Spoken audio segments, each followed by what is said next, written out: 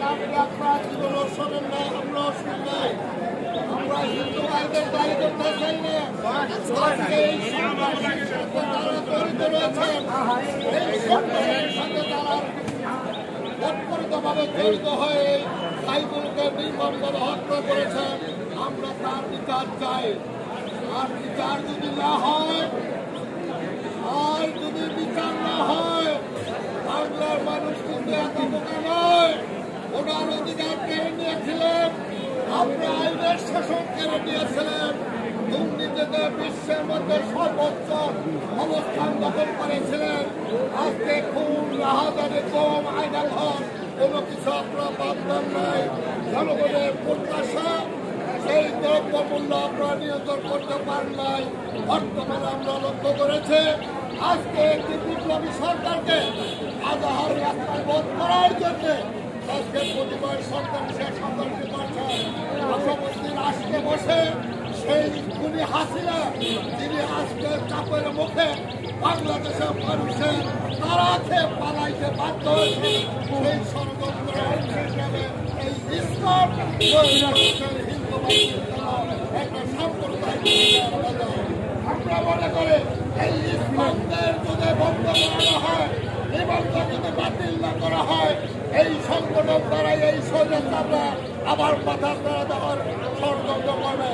আমরা আরো লক্ষ্য করেছি গত কয়েকদিন আগে আদাইপুরে আজকে তারা সন্ত্রাসী করেছেন, হত্যার মামলায় জড়িত রয়েছেন। সেই সন্ত্রাসীরা এসে আজকে কোর্টের মধ্যে মিছিল করেছেন, আজকে দুয়াশা পর্যন্ত মিছিল করেছেন, ফুলের মালা গলায় পরিয়েছেন। আমরা তার তীব্র নিন্দা জানাই এবং তার বিচার চাই। আর যদি বিচার না হয়, কিভাবে বিচার করতে হয় আমরা তা জানি। আমরা পূর্বে বলেছি পুলিশ ছাড়া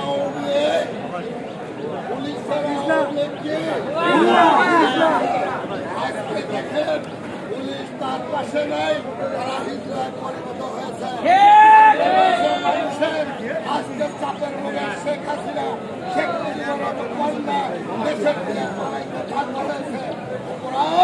অপরাধ মায়ের মুক্তি করেছেন, পিতাকে পুত্র হয়ে করেছেন, বোনকে বিধবা করেছেন,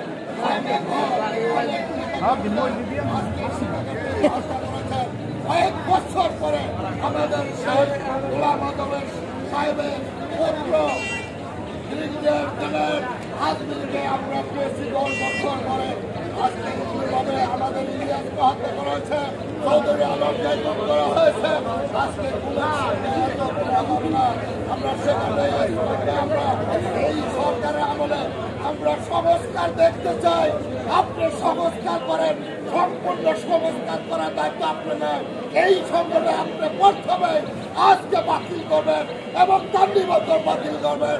আমরা সেই আমরা সাইফুল সহ সকল নেতা কর্মীদের যারা হত্যা করছে, সেই হত্যাকারীদের আমরা বাংলার মানুষ আজকে বিচার দেখতে চাই। হয়েছে সেইটা নিয়োগ করে দেখতে চাই। আমরা আইনের শাসন দেখতে চাই, মানুষ ওনার অধিকার সেইটা দেখতে চাই। সংবিধানের এই প্রত্যাশা রেখে এই জঙ্গি সংগঠন, এই সংঘর্ষের সংগঠনে আপনি নিশ্চয়ই যারা জড়িত আছে তাদের আইনের আওতায় আইনের আওতায় বিচার ব্যবস্থা করবে এই আশাবাদ ব্যক্ত করে আজকে আবারও ধন্যবাদ আমার বক্তব্য শেষ করবে। বাংলাদেশ জিন্দাবাদ, বাংলাদেশ জাতীয়তাবাদী দল জিন্দাবাদ, বেগম খালেদা জিয়া জিন্দাবাদ, তারেক রহমান জিন্দাবাদ।